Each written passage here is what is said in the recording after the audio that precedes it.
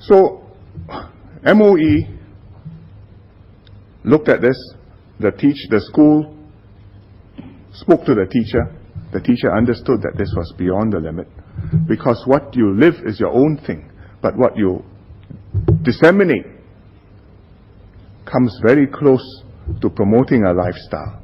So spoke to him, he took down his blog, he posted an explanation, he apologized for what he had done, and he continues teaching in RI today. So there is space, but there are limits. De facto, gays have a lot of space in Singapore. They hold gay groups, hold public discussions, they publish websites, I've visited some of them. There are films, plays on gay themes. In fact, sometimes people ask, why are there so many? Aren't there other subjects in the world? But since we have allowed it the last few years, maybe this is a letting off of pressure. Eventually we will find a better balance. There are gay bars and clubs. They exist, we know where they are. Everybody knows where they are. They don't have to go underground. We don't harass gays. The government does not act as moral policemen. And we don't proactively enforce Section 377A on them. But this doesn't mean that we have reached a broad social consensus that this is a happy state of affairs, because there are still very different views amongst Singaporeans on whether homosexuality is acceptable or morally right. And we heard these views aired in Parliament over these last 2 days. Some are convinced, passionately so, that homosexuality is an abomination, to quote Professor Teo Lee Ann's words yesterday. Others, probably many more, are uncomfortable with homosexuals, more so with public display of homosexual behavior. Yet others are more tolerant and accepting. There's a range of views, there's also a range of degrees to which people are seized with this issue. Many people are not that seized with this issue. And speaking candidly, I think that people who are very seized with this issue are a minority. And the majority of Singaporeans, well, it is something which they are aware of, but it's not the top of their consciousness. Including, I would say, amongst them, a significant number of gays themselves. But also, I would say, amongst the Chinese-speaking community in Singapore, Chinese-speaking Singaporeans, they are not as strongly engaged either for removing 377A or against removing 377A. Their attitude is live and let live. And so even in this debate, these 2 days, you will have noticed there have been very few speeches made in Parliament in Mandarin on this subject. I know Mr. Bae Yam King made one this afternoon, but Mr. Loh Tia Kiang did not. And it reflects the focus of the Chinese-speaking ground and their mindsets. So for the majority of Singaporeans, the attitude is a pragmatic one. We live and let live. The current legal position in Singapore reflects these social norms and attitudes, as Ms. Indrani Raja and Mr. Hri Kumar explained yesterday. It's not legally neat and tidy. Mr. Hri Kumar gave a very professional explanation of how untidy it is.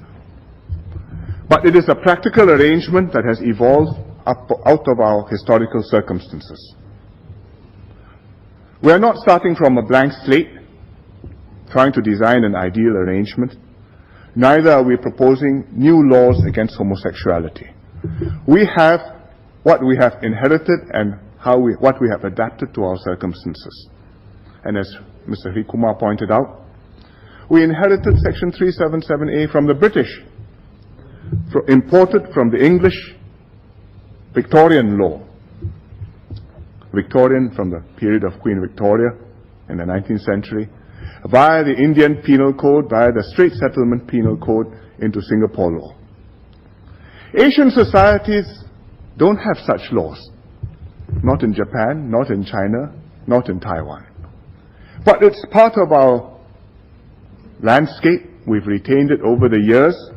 So the question is, what do we want to do about it now? Do we want to do anything about it now?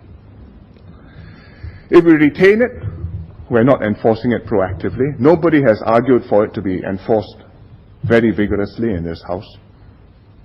If we abolish it, we may be sending the wrong signal that our stance has changed and the rules have shifted. But because of the Penal Code amendments, Section 377A has become a symbolic issue, the point for both opponents and proponents to tussle around. The gay activists want it removed. Those who are against gay values and lifestyle argue strongly to retain it. And both sides have mobilized to campaign for their causes. There was a petition to remove Section 377A. It accumulated a couple of thousand signatures, and was presented in this House.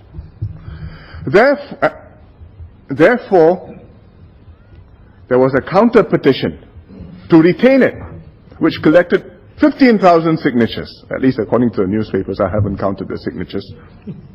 16,000. 15,560 signatures. Probably gone up since last we started speaking. Also with an open letter to me. And the ministers and we have received many emails and letters on this subject. And I have received the emails too, in my mailbox.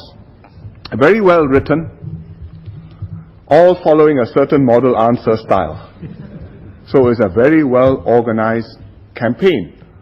And not only writing letters, but constituents have visited MPs at Meet the People sessions to see the MP, not because there's anything they want done, but to congratulate the MP on what a good government this is, that we are keeping Section 377A, and please stay a good government, and please don't change it.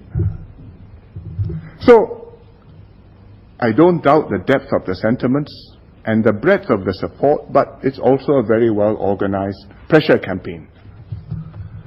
But I'm not surprised that this issue is still contentious, because even in the West, even where they have liberalized, homosexuality still remains a very contentious issue. They decriminalized homosexual acts decades ago in the 1960s, 70s, and they've gone a long way towards accepting gays in society.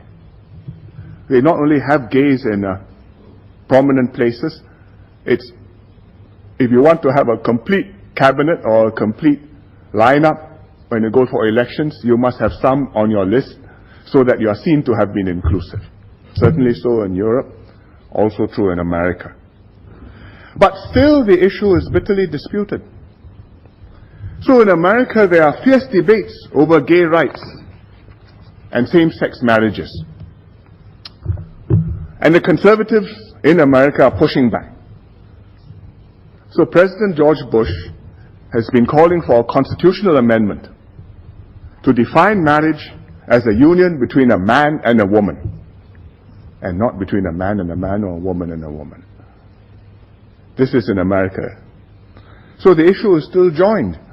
Even within the churches, it's a hot subject. The Anglican Church, Church of England,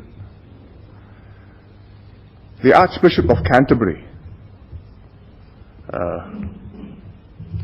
Rowan Williams, he had liberal views on gay issues. He became the Archbishop. He has moderated his views because he has to reflect the church as a whole. And even within the church in England, the church in America, have a very serious disagreement with the Anglican churches in Asia and in Africa, who almost split away on this issue of ordination of gay people as bishops. And they've patched up a compromise recently in America, and the Archbishop of Canterbury, who's head of the church, had to plead with the community to come to some understanding so that they maintain the Anglican communion. So, this is not an issue where we can reach happy consensus, and abolishing Section 377